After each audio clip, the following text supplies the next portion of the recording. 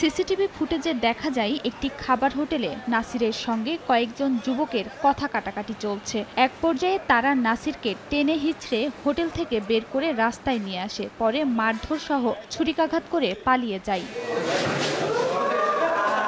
মঙ্গলবার রাত ৮টার দিকে নারায়ণগঞ্জের ফতুল্লা থানার ফরাজিকান্দি এলাকার নাসিরকে ফোন করে বাইরে ডাকেন স্থানীয় কয়েকজন। পরে নাসির মণ্ডলপাড়ার একটি হোটেলে নাস্তা করার সময় ৫ থেকে ৬ জন যুবক সেখানে গেলে তাদের সঙ্গে কথা কাটাকাটি হয়। এক পর্যায়ে তারা নাসিরকে বাইরে নিয়ে তার শরীরে একাধিকবার ছুরিকাঘাত করে পালিয়ে যায়। স্থানীয়রা আশঙ্কাজনক অবস্থায় উদ্ধার করে সদর হাসপাতালে নিলে চিকিৎসক মৃত ঘোষণা করেন। খবর পেয়ে নিহতের স্বজনরা হাসপাতালে ছুটে যান।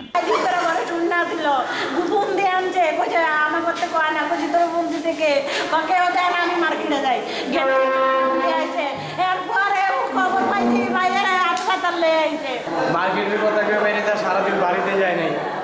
এই 8:30-9টার দিক দিয়ে আমার কাছে একটা ফোন গেছে যে আপনার বাইরে কেটা যিনি মাইরা ভিক্টোরিয়া ফালাই দিয়ে গেছে। আমরা শুনি না দৌড়ে আছি আমার বাইরে অবস্থা। নগদের কাছে সব গ্রাহকই প্রিয়, তাই তো সারা দেশে ক্যাশ আউট চার্জ সবচেয়ে কম। জড়িতদের শনাক্ত সহ আইনগত ব্যবস্থা নেওয়ার আশ্বাস দিয়েছে পুলিশ। নিহত নাসির শহরের নয়ামাটি এলাকায় একটি কারখানায় কাজ করতেন। সময় সংবাদ, নারায়ণগঞ্জ।